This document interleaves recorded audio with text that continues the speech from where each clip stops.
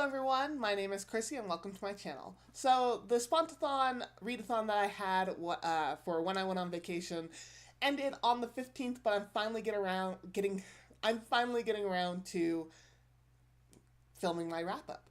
So there was one book I didn't get to. I'm such a failure. It was my nonfiction book, Last Call, so I'm going to be putting these back on my shelves and at some point I'm going to get to it.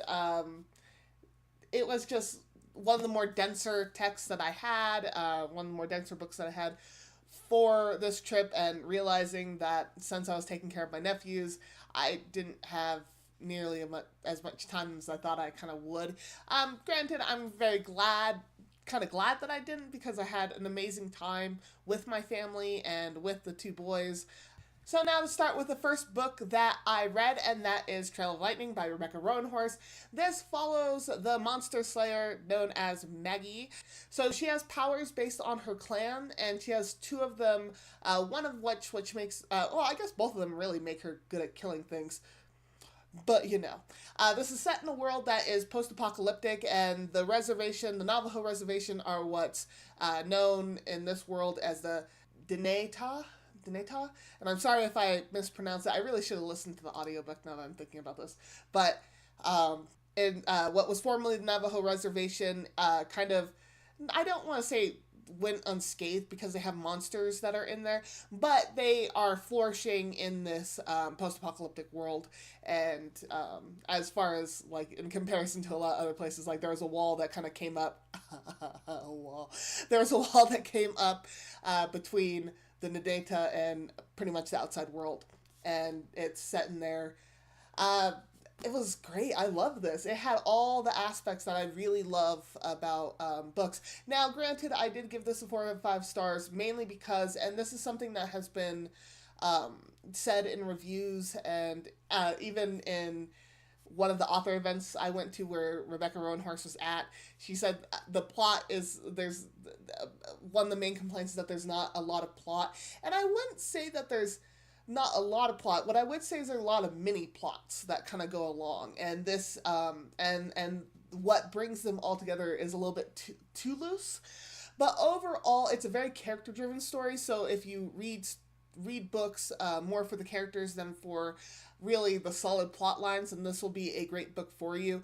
It's just very well crafted. That ending, though,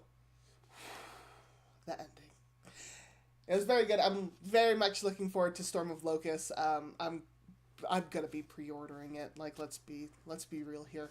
Rebecca Roanhorse has very much established herself as an author I'm going to be buying lots of books from. So that's cool. The second book I read was I'm Thinking of Ending Things by Ian Reid. Now, this was was on from Amy Gets Lit's TBR. Oh my gosh, this was a really good book. I'm not going to talk too much about it. I gave it 4 out of 5 stars.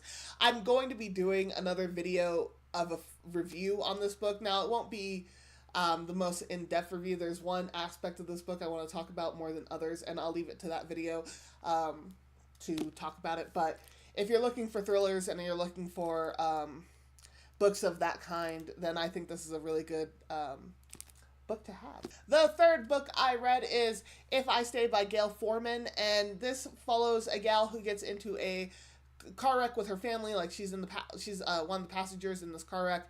It's pretty much, she has an out-of-body experience, and she's thinking about all her past stuff, and she talks about whether she's going to live or die. Like, she talks about her boyfriend, Adam, and their relationship that goes in. She also talks about the relationship with her family, and it is a very interesting read as far as, what does happen to us if we're in that kind of situation.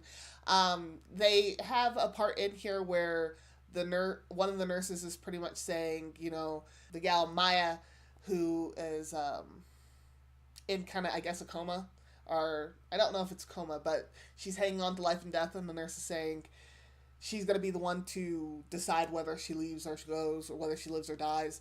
And I think that there's a lot to be said about whether or not you agree with that mindset. I personally do not, but I did think this was a interesting take on that kind of scenario, on that kind of mindset. I don't really know what more to say about this book. I liked it a lot. Some of the scenes between her and her boyfriend were really cute. It really played on the heartstrings. I did tear up a few times reading it. It's kind of one of those, it reminds me of a Lifetime movie. Is that bad to say? The last book that I got to is Ill Wind by Rachel Kane, and this is the first start in the Weather Warden series. I had actually read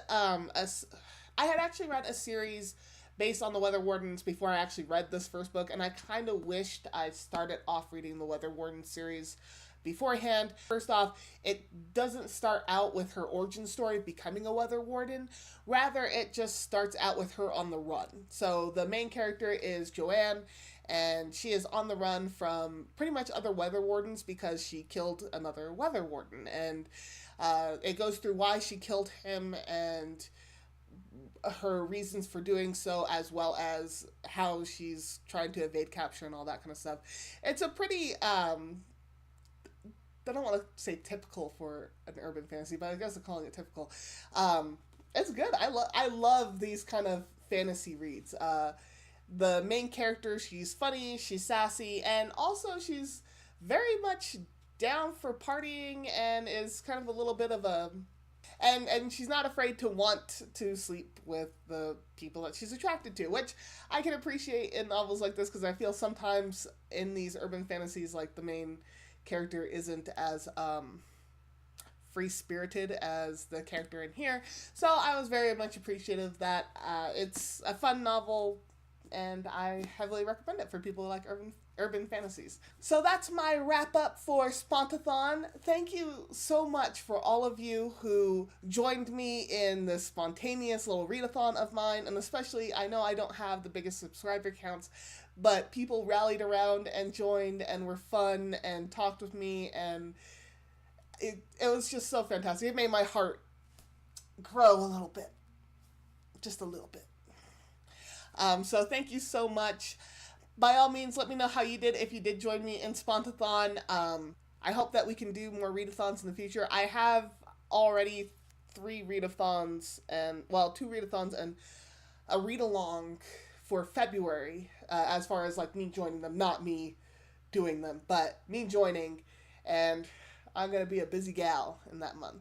If you like this video, please click that thumbs up button. If you like seeing my face talk about books, click that subscribe button. And as always, may you get lost in a book.